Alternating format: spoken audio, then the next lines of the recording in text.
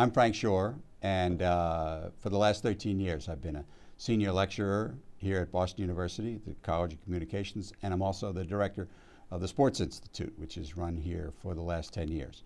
It's a summer program where we condense some of the sports journalism classes that are run during the regular season, and we bring in students from all over the world to study sports journalism. I've worked in Boston television for 30 years.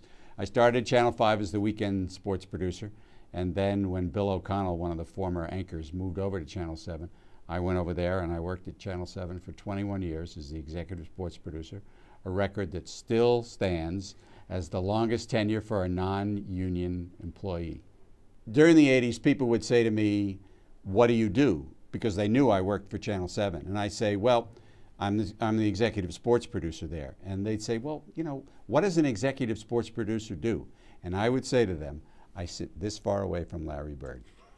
I make them two promises when they come here to Boston University, when they take my classes. One is that when they finish taking any of the sports classes here at BU, they will be ready to work in any news department, in any newspaper, in any radio station, in any broadcast entity, any place in the world. Because what we teach them here is what happens in real life.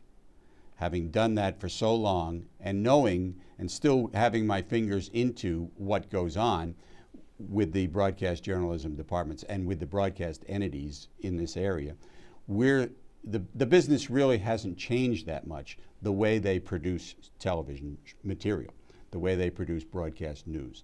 It really hasn't changed. And because I'm still doing it, I can bring that kind of hands-on experience to the students here. So the first promise I make them is, you'll be ready for a job in any sports department in the country. The second promise I make them is, I'll find you a job.